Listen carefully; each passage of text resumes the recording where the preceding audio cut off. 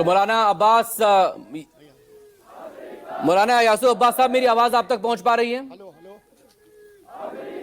جی جی، یہ جو ویرودھ پردرشن کا سلسلہ شروع ہوا ہے یہ کہاں تک چلے گا، اور اب سوال ہو رہا ہے آگے ایران کی لیڈرشپ کو کون ٹیک اوور کرنے جا رہا ہے؟ سلسلہ رکنے والا نہیں ہے. آپ کے لیے ایران سے کس طرح سے کوئی میسج آیا ہوا ہے؟ یہ سلسلہ رکنے والا نہیں ہے.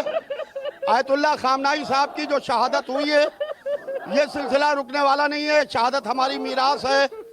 کل کربلا میں امام حسین علیہ السلام شہید ہوئے تھے تو ظالم یہ سمجھا کہ ہم نے اسلام کو ختم کر دیا.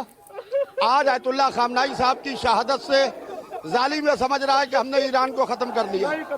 نہ کل اسلام ختم ہوا تھا، نہ آج ایران ختم ہوا ہے. بھرپور طریقے سے انشاءاللہ آج ایران جواب دے گا. امریکہ و اسرائیل انشاءاللہ ختم ہوگا. خامنائی صاحب ایک شہید کبھی مرتا نہیں ہے. شہید زندہ رہتا ہے اور اپنے پروردگار کی جانب سے رزق پاتا ہے. نہ حسین جھکے نہ ایران جھکے گا. خامنائی صاحب پوری طریقے سے زندہ ہیں. خامنائی صاحب کے وچار زندہ ہیں. خامنائی صاحب کی سوچ زندہ ہے. پورا ایران زندہ ہے.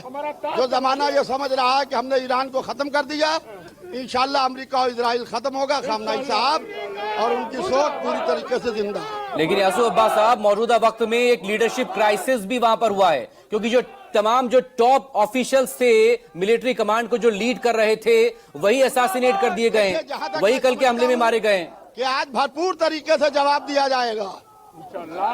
بے شک مارے گئے ہیں. اور یہ موت اور شہادت اہل بیت کے گھر کی میراث ہے. اور یہ میراث ہے اہل بیت کے گھر کی. جب زمانے نے امام حسین کو شہید کر لیا تو زمانہ یہ سمجھا کہ اسلام ختم ہو گیا.